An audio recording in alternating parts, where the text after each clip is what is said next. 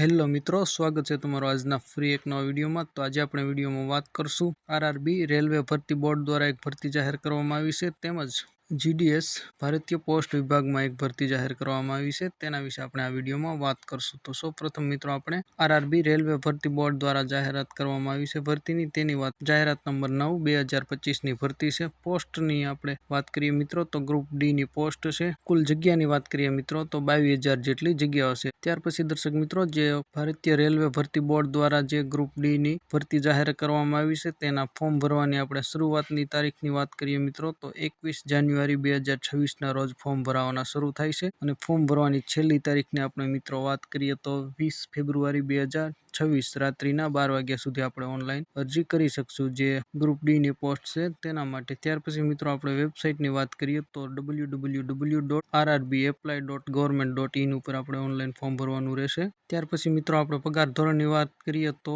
જે initially બેઝિકમાં basic પગાર છે તે 18,000 આપવામાં આવશે। ત્યાર પછી તેમાં અલગ ભથ્થા ને વગેરે એડ થતા 30+ પગાર થઈ જતો હોય છે શરૂઆતથી તે। ત્યાર પછી મિત્રો આપણે એજ્યુકેશનલ ક્વોલિફિકેશનની વાત કરીએ તો તેનું જે ઓફિશિયલ નોટિફિકેશન છે તેમાં જ આપેલું છે, અને જે લોકો ધોરણ 12 પાસ છે તે આમાં ફોર્મ ભરી શકે છે। ત્યાર પછી આપણે ઉંમરની વાત કરીએ મિત્રો તો ઉંમર જે છે તે 1/1/2026 ના રોજ ઉમેદવારની ઉંમર છે તે 18 થી વધારે હોવી જોઈએ અને 33 કરતા વધારે ન હોવું જોઈએ, પરંતુ જે લોકો અનામત કેટેગરીમાં આવે છે, અનામત કેટેગરીમાં સમાવેશ થાય છે, તેમને નિયમ અનુસાર વર્ષમાં છૂટછાટ મળવા પાત્ર છે। ત્યાર પછી મિત્રો તમે અહીં સ્ક્રીનમાં જોઈ શકો છો ટોટલ જે 22,000 જેટલી જગ્યાઓ છે, જેના ફોર્મ ભરવાના 21 થી શરૂ થાય છે। ત્યાર પછી મિત્રો આપણે ઝોન વાઇઝ ક્યાં ક્યાં કેટલી જગ્યા છે તેની વાત કરીએ તો અહેમદાબાદ વેસ્ટર્ન રેલવેમાં આપણે www.rrbahemdabad.government.in માં ભરતી છે। ત્યાર પછી અજમેર છે, બેંગ્લોર છે, ભોપાલ, ભુવનેશ્વર, બિલાસપુર વગેરેમાં ભરતી છે। તો મિત્રો ભારતીય રેલવે ભરતી બોર્ડ દ્વારા જે આરઆરબી ની ભરતીની જાહેરાત કરવામાં આવી છે તેના વિશે આપણે વાત કરી। હવે આપણે જે ભારતીય પોસ્ટ વિભાગમાં ધોરણ 10 પાસ ઉપર ભરતી આવી છે તેની વાત કરીએ તો મિત્રો ભારતીય પોસ્ટ વિભાગ દ્વારા જે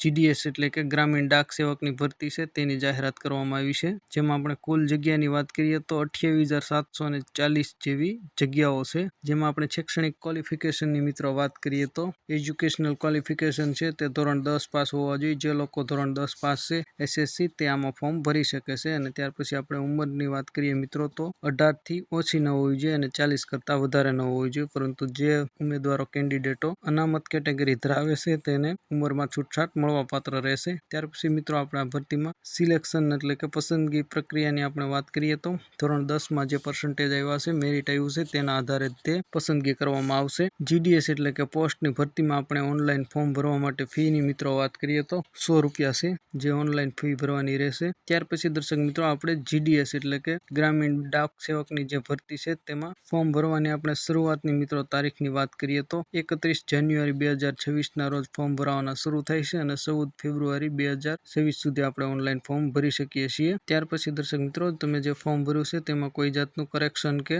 સુધારો કરવો હોય તો તેની તારીખ 18 ફેબ્રુઆરી થી 19 ફેબ્રુઆરી 2026 સુધી રાત્રિના 12 વાગ્યા સુધી તમે ફોર્મમાં સુધારો કરી શકો છો। ત્યાર પછી મિત્રો આપણે રિઝલ્ટની વાત કરીએ, આ ફોર્મ ભર્યા પછી રિઝલ્ટ ક્યારે જાહેર થશે તો 28 ફેબ્રુઆરી 2026 ના રોજ જે release of the first list જે ટેન્ટેટિવ છે અંદાજે તે જાહેર કરવામાં આવશે। ત્યાર પછી દર્શક મિત્રો આપણે પગાર ધોરણની વાત કરીએ તો એબીપી આસિસ્ટન્ટ બ્રાન્ચ પોસ્ટમાસ્ટર જે જીડીએસ છે તેને 10,000 થી 24,470 જેટલો પગાર આપવામાં આવશે, જ્યારે બ્રાન્ચ પોસ્ટમાસ્ટર છે તેને 12,000 થી 29,380 રૂપિયા પગાર આપવામાં આવશે, જે તમે અહીં સ્ક્રીનમાં જોઈ શકો છો મિત્રો। ત્યાર પછી દર્શક મિત્રો આપણે જગ્યાની વાત કરીએ તો ગુજરાતમાં 12,203 જેટલી જગ્યાઓ છે જીડીએસમાં। તો જે મિત્રોને ધોરણ 10માં 80 કે 80 કરતા વધારે પર્સન્ટેજ ટકા છે તે આમાં ચોક્કસ ફોર્મ ભરજો, સિલેક્શન થવાના ચાન્સ તે લોકોને વધારે રહેશે। તો આશા રાખું મિત્રો આ વિડીયો તમને પસંદ આવ્યો છે। વિડીયો પસંદ આવ્યો તો વિડીયોને લાઇક, શેર અને ચેનલને સબસ્ક્રાઇબ કરવાનું ભૂલતા નહીં। તમારા કોઈ પ્રશ્ન હોય તો ચોક્કસ અમને કમેન્ટ કરીને જણાવજો। ત્યાં સુધી જય હિન્દ, વંદે માતરમ।